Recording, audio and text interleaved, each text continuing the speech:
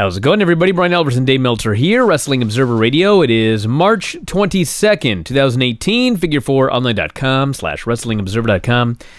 Not sure if you heard Dave over the last couple of days. We did Observer Radio, 3 straight Observer Lives, if I recall correctly, maybe 2. 2. Yep, got a lot of stuff to talk about here tonight. Anything new on Daniel Bryan we didn't talk about today? There probably is, but since I wrote all about it, I can't remember anything anymore. I'm like fried today, but I'll be okay for the show. But yeah, it was like there's just a lot of writing to do to catch up on that story. It's a really interesting story, the way it all went. I mean, it's an absolutely fascinating story that it ended up like this. When you thought that maybe it wouldn't. I think the funny thing is that no matter what the truth is, everyone's going to think that it's been planned for months and that Vince McMahon manipulated it and that, you know, all this stuff that actually happened never happened. But that's what really happened. I mean, just because of the whole idea that, you know, all of a sudden he's cleared right before WrestleMania. Well, yeah, but I mean, anybody with a brain should know otherwise, because think about all those times where we thought, why are they building this up if the guy isn't cleared? And he wasn't cleared. And the answer was, well, they just are, and he wasn't cleared. So It's not like this is the first time this has happened. They've built up several storylines where you're just wondering, what are they doing here? Yeah. And those, in fact, never paid off. So yeah, the one thing that I do want to say is that like a lot of people have gone, oh, aha, that's why the Royal Rumble odds were like that. Well, let me tell you about the Royal Rumble odds. It was like somebody came up with some fantasy that he was coming back. There was nothing to it whatsoever, ever. But people, like, you know, it's funny. It's like Daniel Bryan, the Royal Rumble. Every year there's this fantasy that the one year when he was, remember the one year where he was never advertised to be in it, and everyone thought he's going to come in as a surprise and win. And then when he didn't, everyone felt ripped off. But they specifically never said he was even in it. The next year they said he was in it, and people were really mad that he didn't win. But, you know, I mean, that was the year, I think, that was the year Batista won, right? And that year, it was like everybody knew Batista was going to win. Everyone knew Daniel Bryan wasn't going to win. I mean, it was, no, I mean, I could see where people would be mad about that one, just because, you know. Well, I actually literally just watched that Rumble last week, and, I mean, that was one horrible Rumble outside of everything else that happened. I remember it being a really bad Rumble. Yeah, like you take out Roman Reigns and Daniel Bryan, I mean, it was still like maybe the worst Royal Rumble ever. So you add the Daniel Bryan situation and Roman Reigns and Batista on top of that, and it was like the worst Rumble ever. It was just horrible. I don't know if it was the worst Rumble ever, but I remember not liking that Rumble too. Yeah, but yeah, so he'll probably be in next year's Rumble. He'll probably be in that Rumble in Saudi Arabia too. That's right. That's right. They got the Royal Rumble, the greatest Royal Rumble, 50-man Royal Rumble. 50-man, he'll probably be in it. Maybe he'll win it. He could. He could. You'll finally get your Daniel Bryan win of the Royal Rumble. Perhaps he even should. I'll tell you what, I mean, it's going to be really interesting after, like not right away, because right away there's like that honeymoon period. But I think like about 2 months down the line from now, maybe 3 months, it's going to be really interesting because I think there's a really good chance, like, you know, barring injury, that he ends up being the most popular guy in the company. Well, he is right now. Well, yeah. But, but you don't know. I mean, like everyone when they first come back, when Jeff Hardy first came back and the Hardys first came back at that WrestleMania last year, they were the biggest thing. And then, you know, a month later it was, well, they're the tag team champions and they were over better than usual tag team champions. Then a month after that, they were kind of normal, and then after that they started getting buried, and the greatest thing that ever happened was Jeff got hurt. Not just Jeff getting hurt, but that they got that gimmick back, because you remember Matt before they had that gimmick when Jeff was hurt? I mean, he was just, I mean, it was like bad, like just like he was so dead. He was being not he was getting reactions, but Vince McMahon had like totally, you know, washed his hands of Matt Hardy. And then Matt got the rights to the gimmick, and they're giving the gimmick a chance, and so he's getting TV time, and you know, it's doing pretty decent right now. But if it wasn't apologizing in advance, all that good stuff. Yeah, well, it's not all the way. It's not going all the way with it, but at least it's not as bad. But the point is, without the gimmick, he's still better off. Even when they apologize, they put him in the main event segment. He's still a whole lot better off than he was before he got that gimmick. But I mean, that's the whole thing. And I'm not trying to compare Daniel Bryan with Matt Hardy, but Daniel Bryan with Jeff Hardy. I mean, Jeff Hardy was a pretty damn popular wrestler too, and he came back after that long run. And granted, Daniel Bryan and Jeff Hardy each have completely different liabilities. I mean, one, there's the fear of his own body, and the other one's there's the fear of his recreational habits coming back. So there's reasons for both. Judging from that 20-second clip I saw on last night of Daniel Bryan, I mean, fuck, that guy's it's like, I know he's like one of the best wrestlers of the last 20 years. I mean, that's goes without saying. But he walked back in the ring, and he didn't even know until like literally that afternoon that he was doing anything physical, and he walked back in the ring, and granted he's in there with Kevin Owens and Sami Zayn, and it's just doing a few trademark spots, but it was like you're going like, oh my God, like we got another great wrestler back, like really great wrestler. And I mean, I don't know if he's going to be like that for a 20-minute match, but I think he will. I mean, he's pretty dedicated. He's kept himself in shape and everything. But I mean, yeah, that's the other thing. It's like, not only is he probably going to be the most popular wrestler in the company, probably, but he's also probably going to be one of the best, if not the best wrestler in the company. And he's got a company that's still predisposed to where they won't bury him. But if you remember, like in 2015, in his last year with the company, I kind of like forgot about it, because I kind of always think that like, oh, he won the match in New Orleans. He was over like crazy. You had that great thing. Then he got hurt, which is what happened. Then he got hurt. And, then that was kind of it. But I forgot that. I didn't forget. I mean, I remember very well. I mean, he was at WrestleMania in Santa Clara, and he came back when his career looked like the first time his career was in grave jeopardy from the neck injury, because he didn't have the strength back in his hands and his arm. And, he found a doctor and got fixed up pretty good. Came back, and that's when he had, he came back for a couple-month run, and that's when he got hurt again. But when he came back for that second run, I mean, he was a star and everything like that, but boy, they did not, he wasn't pushed like he was the year before. And now it's 3 years later. In many ways, his story, because it's so interesting and everything like that, and also he stayed popular from being on TV, I think he's going to be, I mean, again, there's a question of how durable is he? We don't know.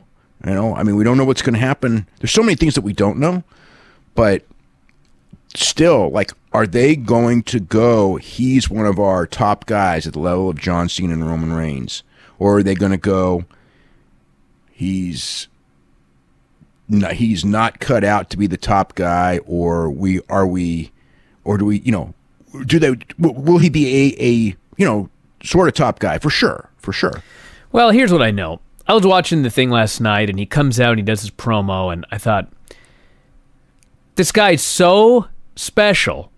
And he's so awesome. He's such a great talker. He's so real. The people love him because he's real. That's the key. You just said it. Well, let me keep going here. Yeah. So he like the retirement deal, I thought, this is like one of the best things I've ever seen. I was there for that. And then this one here, I was like, God damn, this is like just as awesome in a totally different way.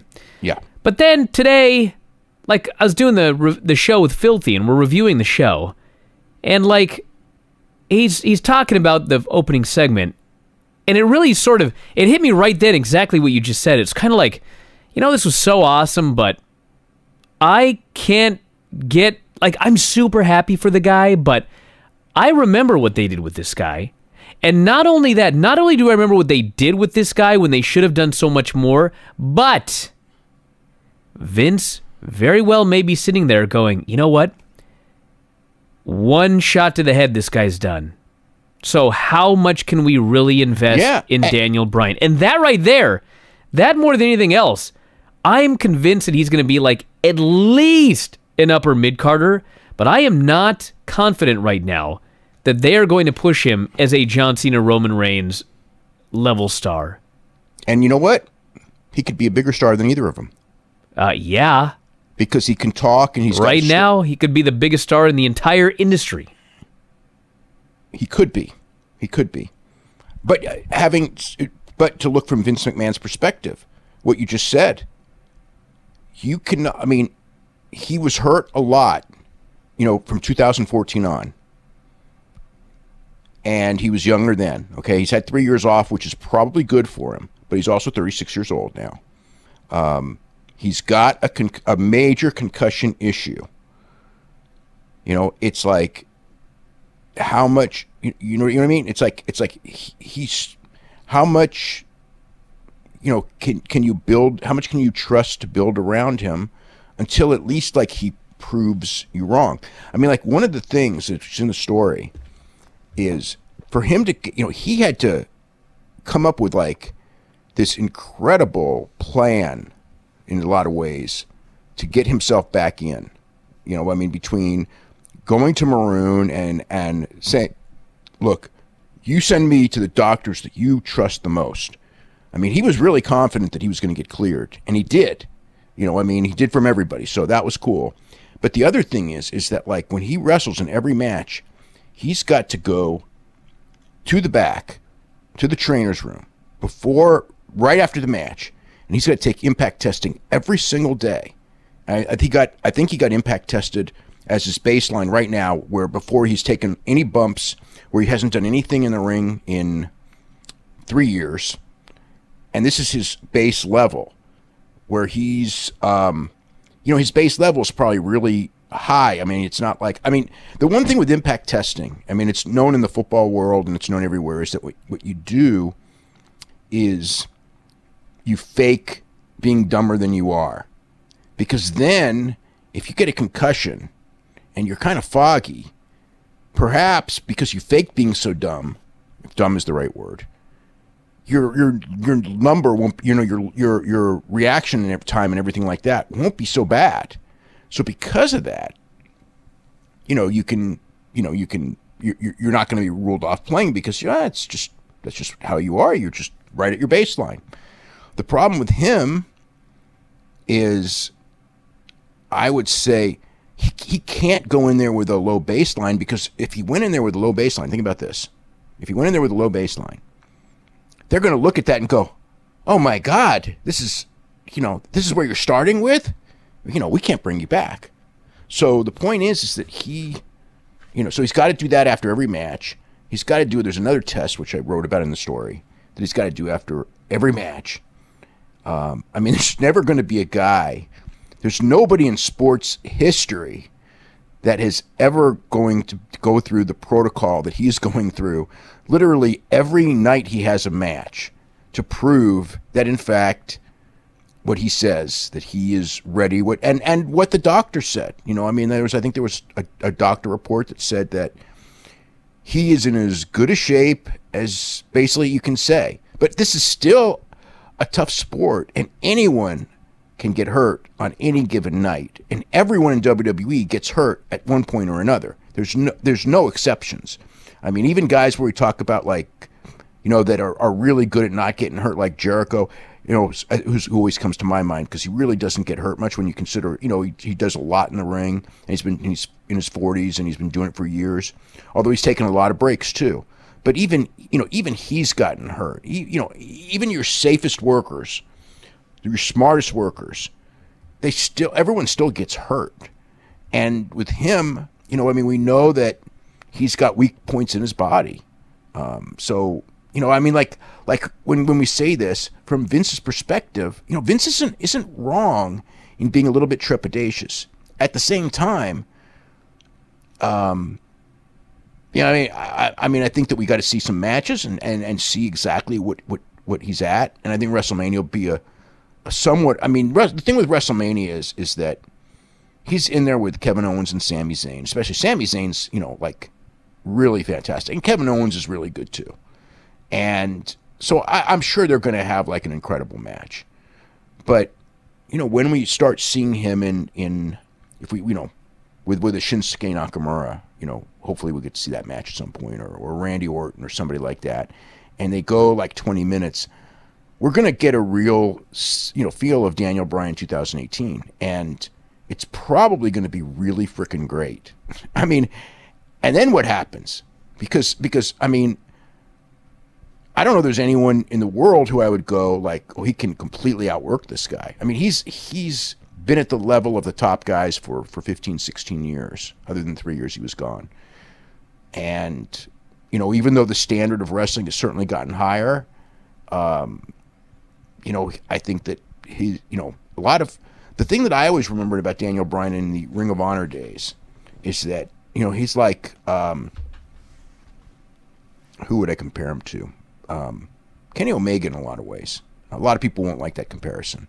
Tanahashi was actually a better comparison. But they're guys who, when I watch their matches, I mean, Kenny Omega does a lot of great moves in his matches. But when I watch his matches, the thing that Okada is another one. The thing that I always like is the mental aspect of how they put the match together, of what they do to get you going, of how much thought is put into the match. And when I would watch Daniel Bryan when he was Ring of Honor champion, I mean, that's what always fascinated me about him. You know, it wasn't like, yeah, you know, all his moves were crisp. But, you know, a lot of guys are like that. But it was like he would do different things and he would get things over, you know, little things like the small package over, or remember what I've got 5 when he wouldn't break on the ropes. I mean, little things that do not tear your body down physically. And, you know, he got the S-Chan over, which was, you know, a fluke in some ways, but he got it over. But the thing is, it's like because of that, I think he's going to be able to adapt to, you know, whatever limitations he has. I mean, look at Tanahashi. Tanahashi's body's all beat up. And did you see the Tanahashi match with Zack today? I did. Yeah. I mean, it's like they went, 32 minutes, I think it was, 34 minutes, something like that. And, you know, it was so different of a match. It was like, I mean, it was like slow. There was a lot of mat work. There were not a lot of high spots. And in some ways, I'm watching it going like, you know, I like how Zack Sabre wrestles. I was never bored for 1 second. I liked the match from start to finish. But I was thinking like, a lot of people aren't going to like this first 20 minutes. Now, by the time the match was over, I thought, this is like, you know, it's not a match of the year, but this is epic, great stuff. And that's the kind of stuff that, you know, I mean, that's the stuff like, when it was over, it's like, this is, you know, you're not your standard, your turn, my turn, we're going to exchange moves, you know, like, we're going to do a whole bunch of big moves, we're going to kick out a bunch of big moves. And I'm not knocking that, because sometimes those matches are great too, and I like them when they are great, but this was something completely different, and when it was over, it was just like, you know, that was some great storytelling. I mean, this whole New Japan Cup and Zack Sabre, to me, is one of the great booking, pieces of booking that we've seen in a long time. I mean, I know that they did a great job with getting Okada over, but this was different. This is like a freaking murderer's row, you know, where he goes in there and he beats by, you know, what booker is going to bring a guy in at that, you know, like a smart one. I know. I mean, really, at the end of the day, like, whatever you think of Zack Sabre Jr., because some people love him, some people hate him. Reality is, if you just look at the booking of the New Japan Cup, it's a masterpiece. Like, he can go in there and lose to Okada, it doesn't matter. This guy's made for his entire New Japan career off one tournament. Off of 2 It didn't kill anybody else. Nope. And they made a star. Because you can make a star by having a guy go in there and submit 4 top guys. Yeah, you can make a star in 2 weeks. Yeah, well, I mean, and I mean... Wins and losses matter, I might add.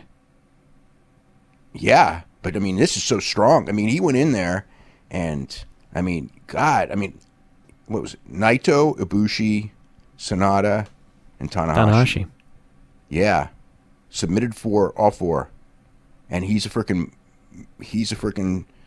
superstar. I mean, this is like, I can't even, you know, I mean, it reminds me of Billy Robinson, but Billy Robinson, you know, he never had those level of guys to beat. I mean, they made him, you know, Billy Robinson was made in the 60s because he was on national television every week beating the Japanese guys, but they weren't they weren't this caliber of Japanese guys. But he beat everyone they put in their path, and he became a legend. And at one point, he was one of the highest paid guys in wrestling in the 70s, and worked for I mean he had a fantastic career in Japan off of that first run for 68 to 70 when he was but it was national TV in prime time and everything. This is something different. There's a lot more underground, but yeah, he can lose to Okada.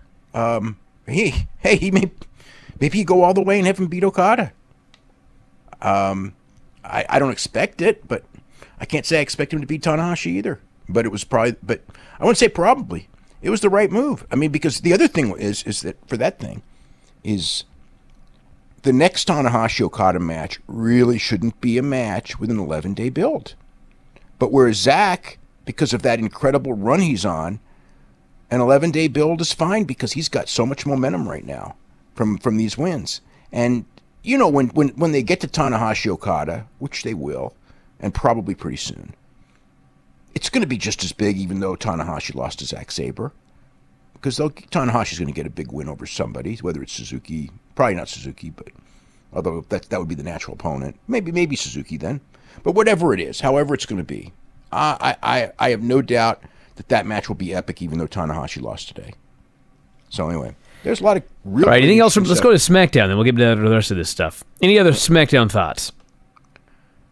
I like the Charlotte Natalya match a lot. It was a great match. Yeah, even with the week finish and everything. I thought the wrestling was... However, why is Charlotte doing a job 2 weeks before the big match with Asuka at WrestleMania to Natalya? I don't think that it really hurt her the way it was done. I think that maybe it's to set Natalya up for some championship matches against whether it's Asuka or Charlotte later. If they don't do that, then you got a great point. But if it's that's how I saw it. I saw it as like setting up both Carmella and Natalya for big matches later. The way that came down. Yeah, but to me, like as a fan, I mean, shouldn't Natalya be in the title match as a 3-way now? She just beat the champion on TV. Yes. And so now Natalya's just randomly in the Battle Royal, and you are correct. Natalya should be in a big match on WrestleMania because of this win. Yes. In the match should be a 3-way. Agreed. She beat the champion. She beat the champion. Agreed. She should be. Maybe she will be. Oh, but God. You know what? I don't know about that. If it's me, I wouldn't put her in there because I think that people really want that Charlotte Asuka singles match. And I think they do too, which is why I was baffled that Charlotte did a job 2 weeks before Mania. Yep, you're completely right. This was not the time. Even if she wins against Asuka, this is not the time. She should not have done that job. They should have done it in a different way. I agree.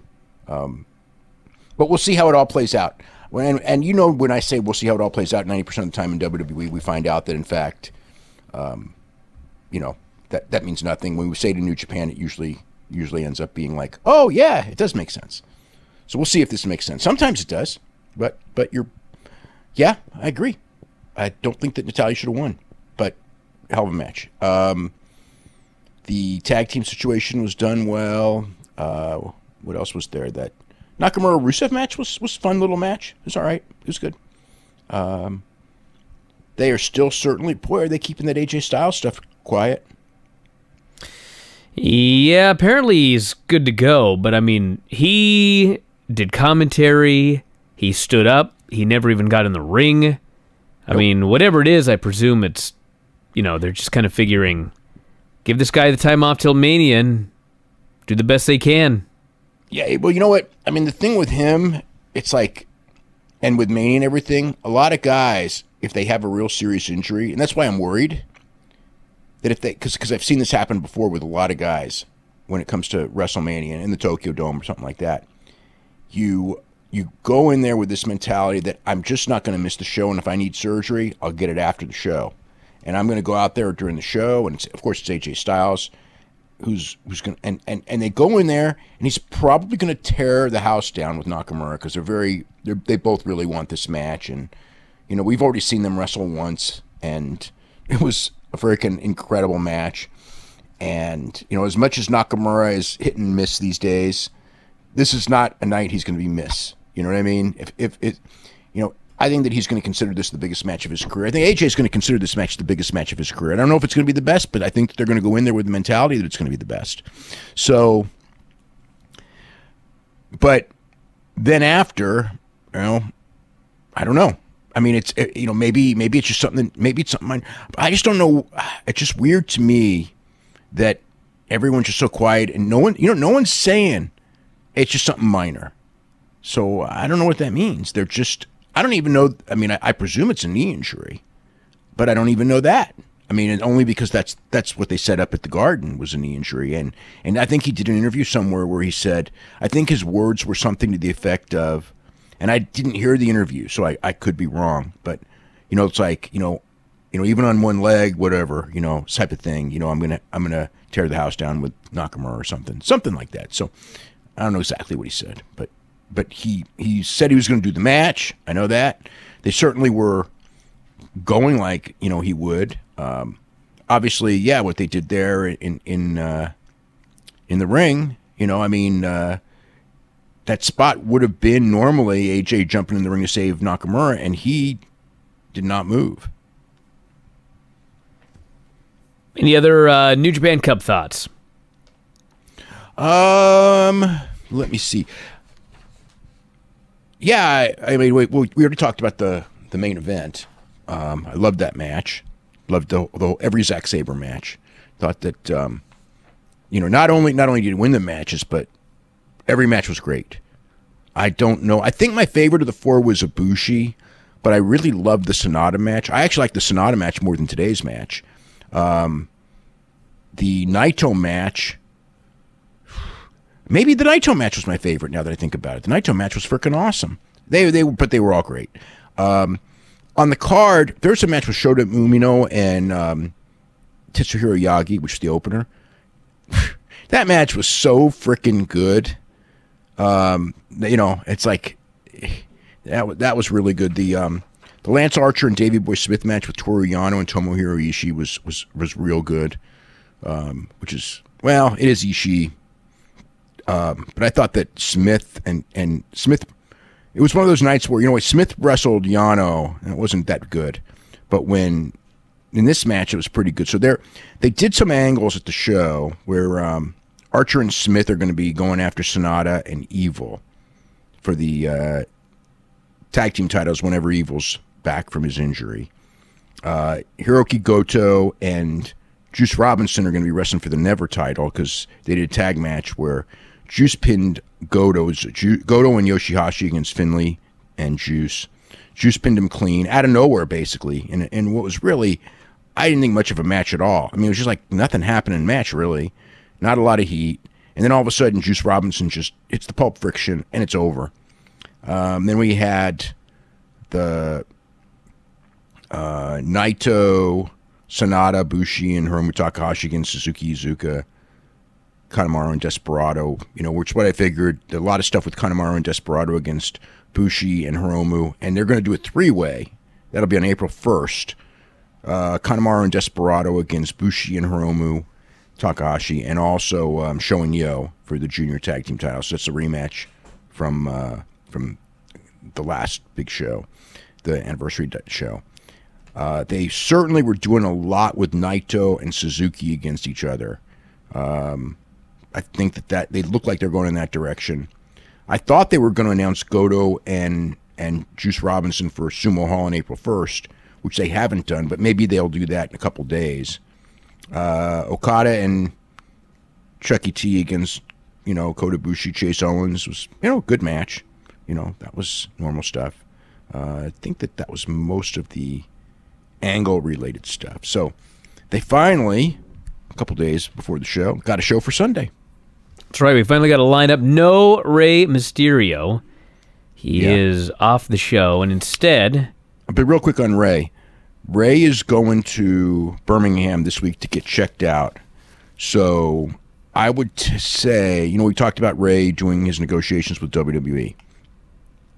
So the fact that he's going to the WWE doctors to get checked out pretty much says that they're in negotiations. It's very serious. I guess we've already known that ever since the Royal Rumble anyway, that it was inevitable, but it's another sign, that he's pretty close to making a deal with them. But they want to check out his arm and everything like that. So he's going in. Garza Jr. and Ultimo Ninja are also going in for WWE medicals. So they get good reviews. They may be getting, I mean, you don't go in there unless you're pretty much offered a contract pending the reviews. So so for those two guys, they may be the next to be, and probably, unless they get a bad report, they're probably going to be in NXT in a couple months. Main event of the show this coming Sunday, Kenny Omega, Kota Ibushi versus the Young Bucks. I think that now they finally actually have time to, this whole month for not so much Omega and Ibushi, but Omega has really had nothing this month to concentrate on other than this match because he's not wrestled. Ibushi had his he's been wrestling every night. He had the couple big singles matches, the crazy match with Yoshihashi, and then the Zack Sabre match. And the Young Bucks had the Vegas stuff, then the week in Australia. I mean, they're just they're having a very busy week. Japan, whatever, like all that travel and everything. Not Japan, but Australia and back.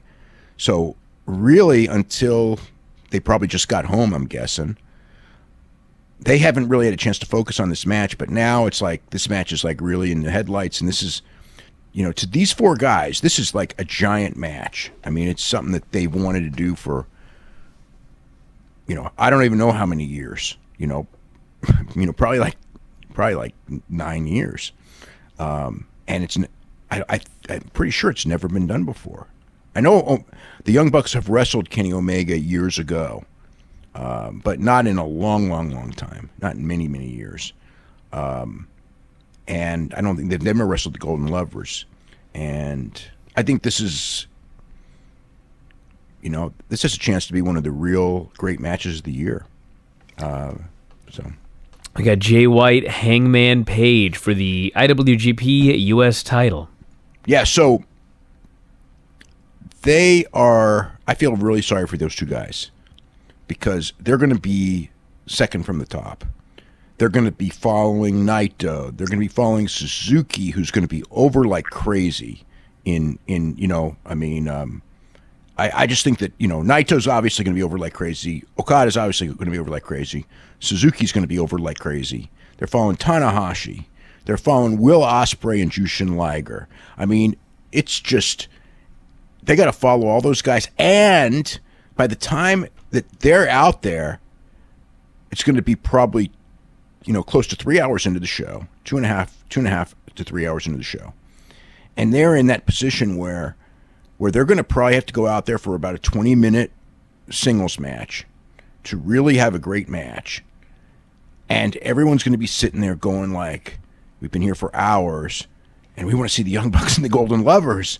So it's like they are in they're in a really bad position. And Jay White's really talented, and Hangman Page is really improved. And if they pull it off, this is their chance. They're being put in a position to pull it off and to make themselves stars. It's on national television and all that. It's number 2 match on a pretty major show. But they got their work cut out for them. We got Okada and Ishii versus Zack Sabre Jr. and Minoru Suzuki. Yeah, so that's going to be sounds to me like Sabre submitting Okada. That's possible, but I think it's going to be a killer match because Okada and Suzuki have incredible chemistry. Ishii is one of the greatest wrestlers that I've ever seen. It doesn't matter who he's in with, he's going to be great. And Zack's on a roll. He's the hottest he's ever been. Suzuki wasn't on the first New Japan show. Suzuki has wrestled very little in the United States. Just that Ring of Honor stuff, really, up until about, and like I think did that one match, I think with Ken Shamrock or somebody like that, like 25 years ago. So he's going to be hot, and yeah, that's. I guess Ishii could pin Suzuki to set up a title match, but I just have this feeling Sabre submitting Okada. You could. I don't feel that's. Yeah, you could do that. It just feels to me that like Suzuki. Well, I think they're going to hold Suzuki and Tanahashi back because obviously that's the big Suzuki match is Tanahashi. They're really pushing Naito on today's show against him, but I don't know. I don't know if that's going to be.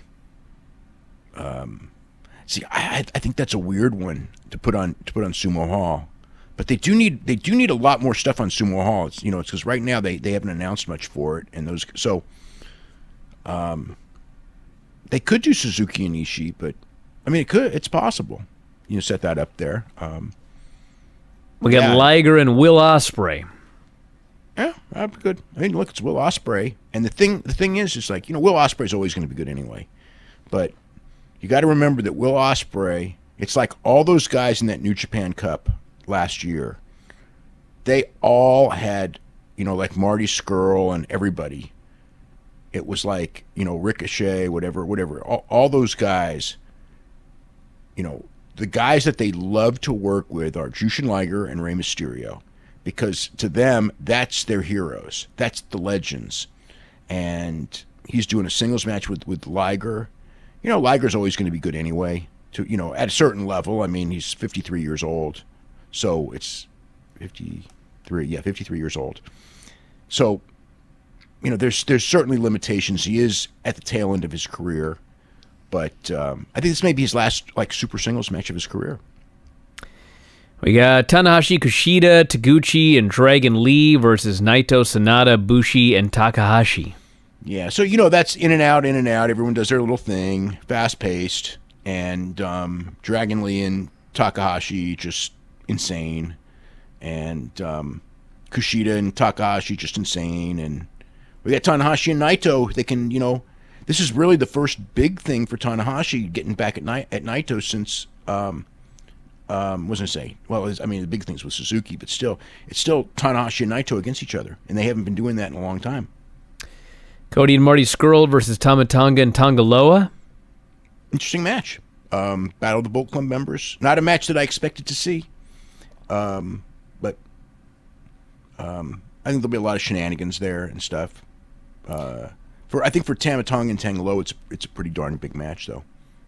We got Chuck Taylor, Toru Yano versus Davey Boy Smith Jr. and Lance Archer. So as I said earlier, Smith and Archer being groomed for Evil and Sonata, so they'll probably win this match. And I don't know. It's like I don't know. This the. I guess I guess a lot of people who are at the show would probably like to see Toru Yano live. It's not like they've had a lot of opportunities to see him, but I don't know.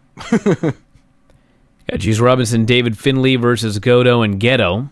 Yeah, that's more of Juice and Goto against each other trying to build something. They weren't that good today, so hopefully they do a lot better in this one than they did in today's show.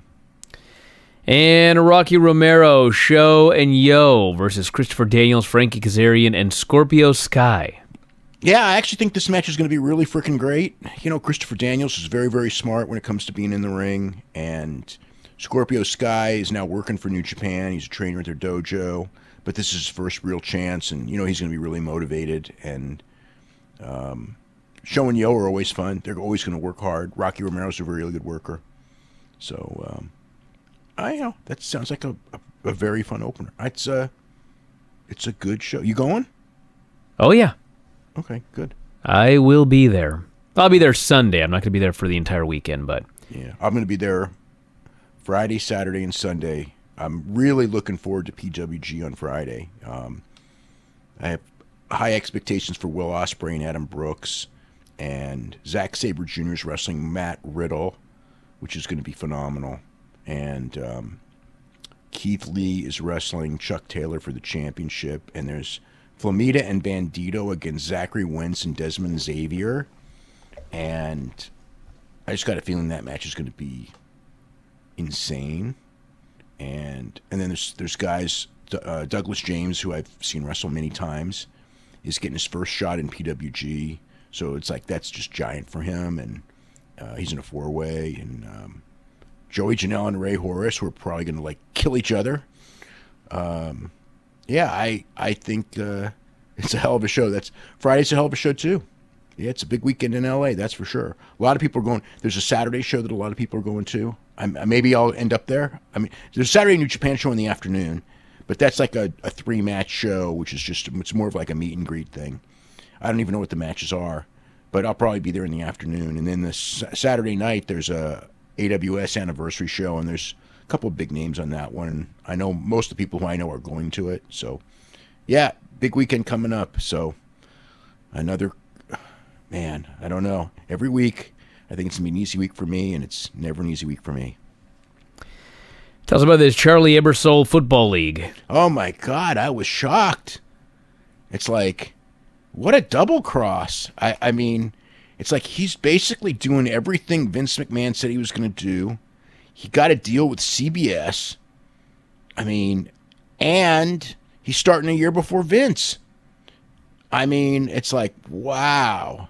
He did that Charlie Ebersol did that documentary with Vince about the XFL and waits for Vince to make the announcement, and then boom, just jumps in and he's got more stuff. You know, Vince went in that press conference and he had nothing to say and very few ideas. He just wanted a faster football game and a league with clean players and no guys who have had arrests and no controversy and just better football, fast games, more excitement.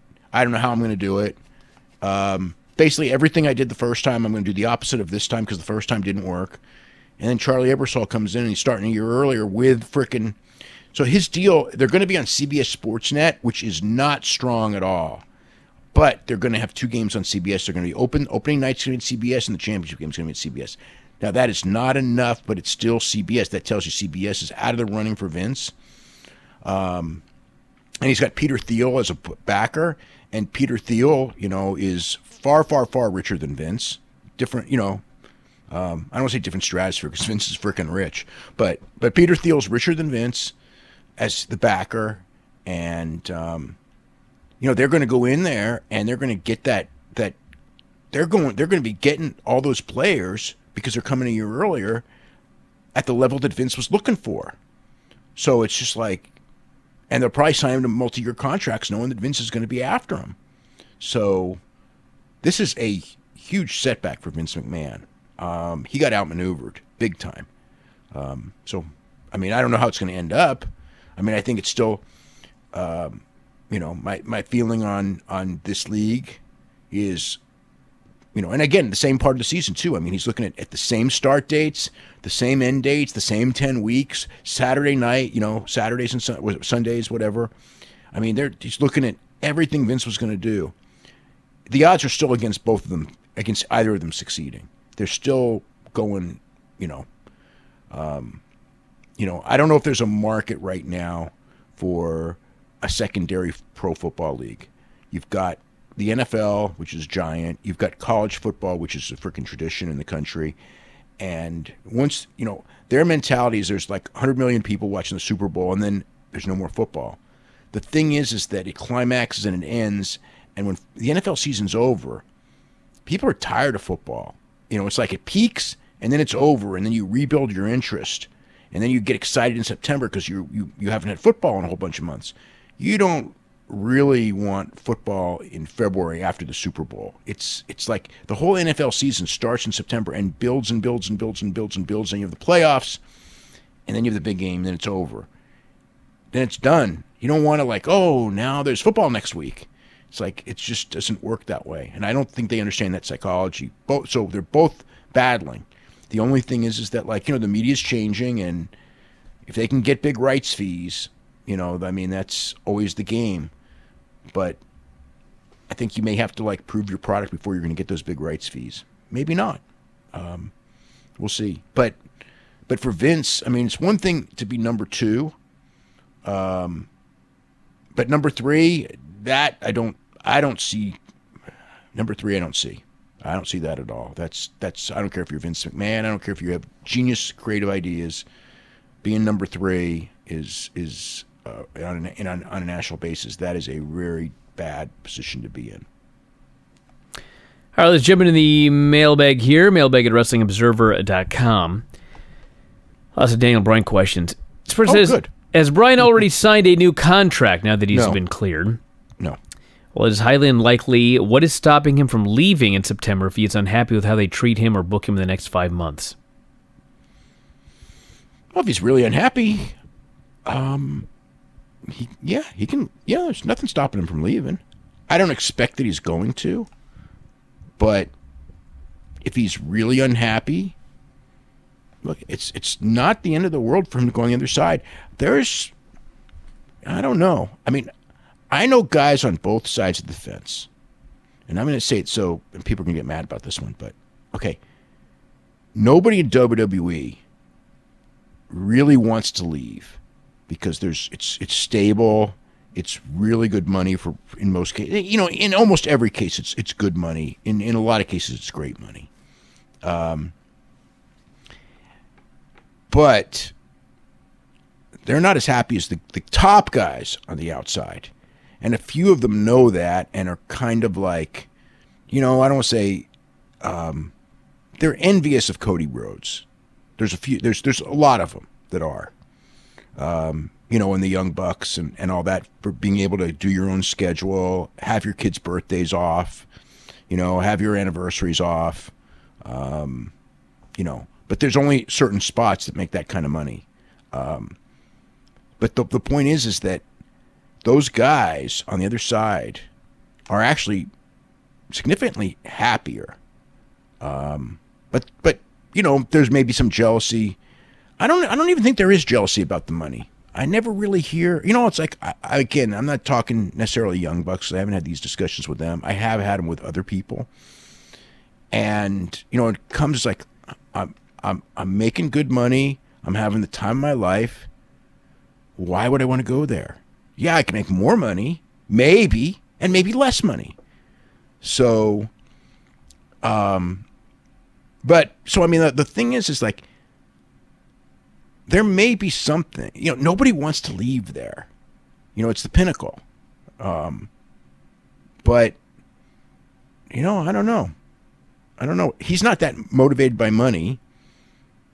He was, up until, a month ago, pretty much committed that he was going to be wrestling in, Ring of Honor in September, October, November, New Japan Pro Wrestling, CMLL, AAW or whatever. I mean, I'm not sure I'm sure he hasn't talked to AAW, but PWG maybe, I don't know. But whatever, he was going to be doing a lot of stuff. It ain't the end of the world. I mean, if he's not happy, I'm pretty sure he'd be happy on the outside. But having said all that, I would say that the chances are probably very slim that he'll go for the same reason that, aside from Cody, there hasn't been one guy who, I'm trying to think, it's Swagger. Swagger did leave on his own. Swagger wasn't fired. But, so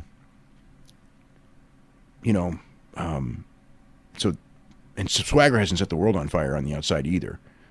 But for the most part, I mean, there are not many guys who have left on their own to work indies. And Cody's a unique case.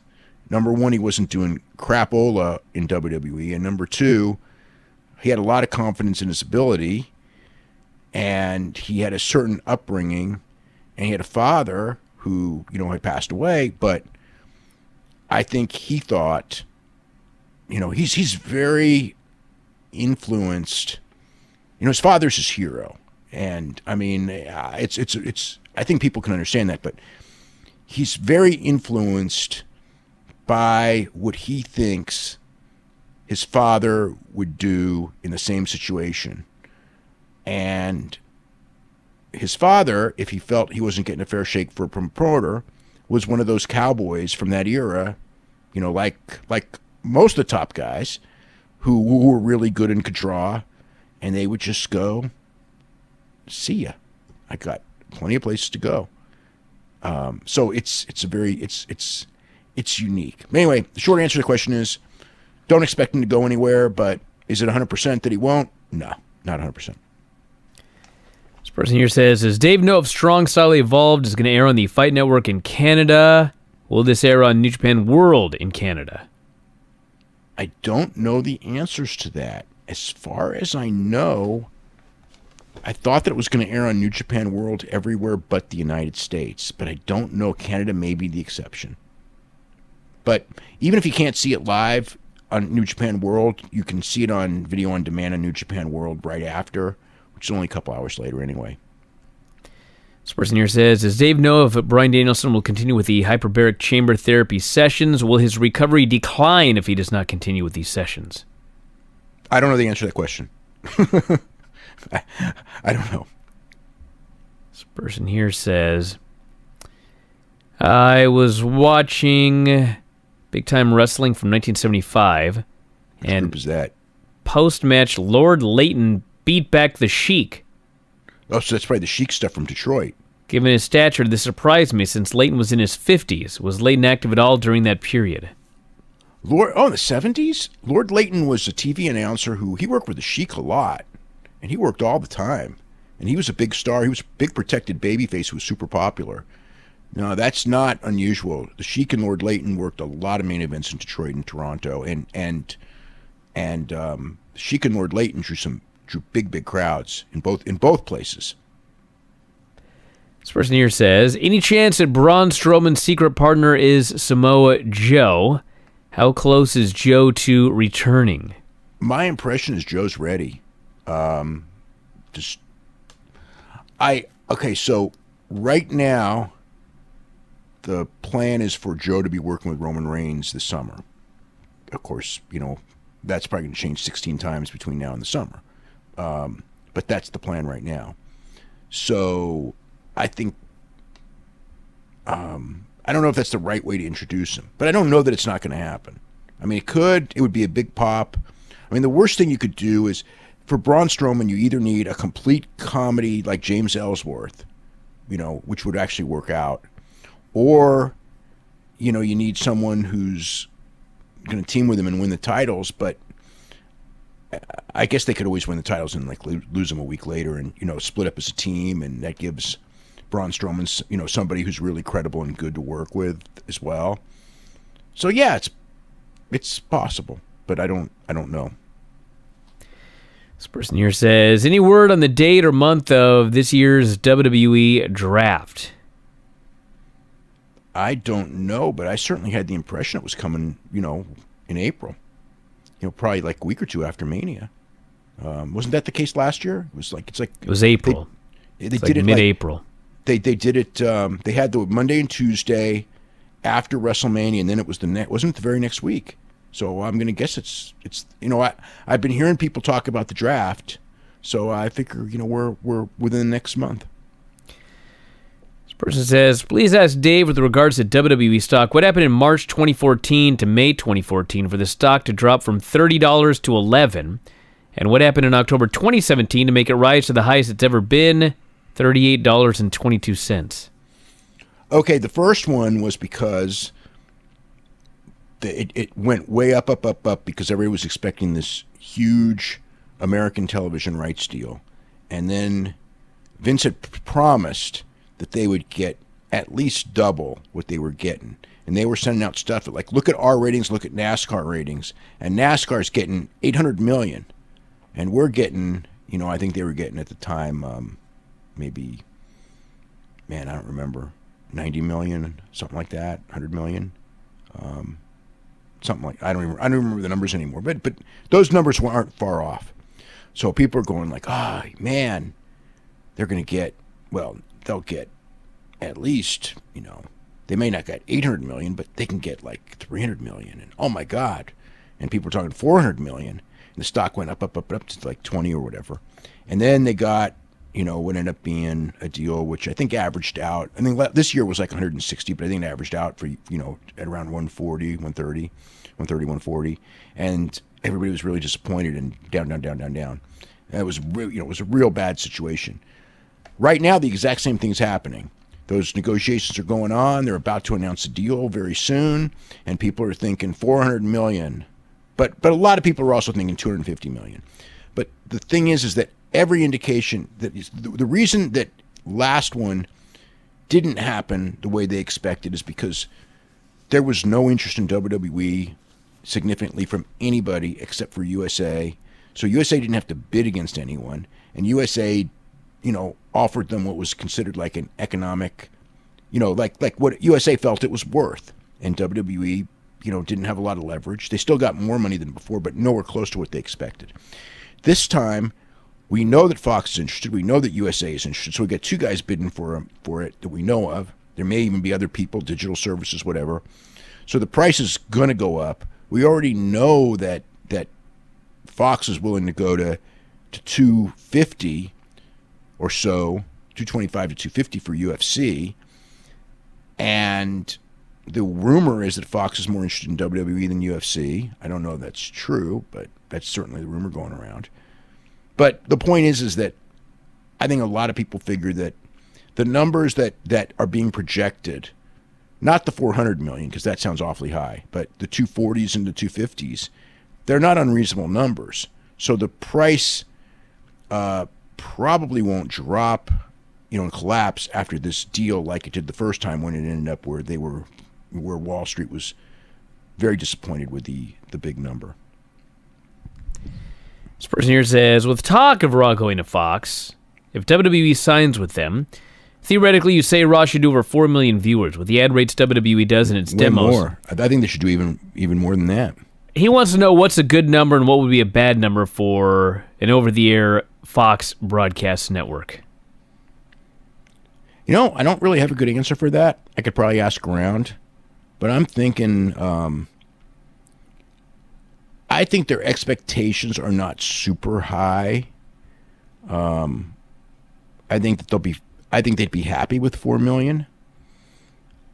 So, but I know there's the stuff with the ad rates. I mean, it is riskier going on the network than being on cable, because on cable they're going to be among the top rated shows on cable. Unless they just collapse out of stupidity. And no matter what you want to say, the level of stupidity that to kill a business, they're so much smarter than that. It's not even funny. I mean, they're not stupid people. I've seen stupid people run businesses and collapse businesses that were, stronger, in many ways stronger than, or more popular. I wouldn't say stronger. This is a strong business, but more popular for sure. Far more popular than this business was. I've seen them go down, and I've seen them go down quickly when there was enough stupidity involved, which is funny now that I think about it, because those same people are still bitter about it. God, they must have thought I wrote that book, Brian. Oh, man. Well, that's fine. Yeah. With the finals of the Cruiserweight tournament being Cedric Alexander versus Mustafa Ali, is there a chance we see a surprise return from Neville to make it a three-way at Mania? I don't think so. I mean, I know that they've had talks. Neville's in a bad spot right now. He's sitting there being frozen, and he's in the Daniel Bryan situation.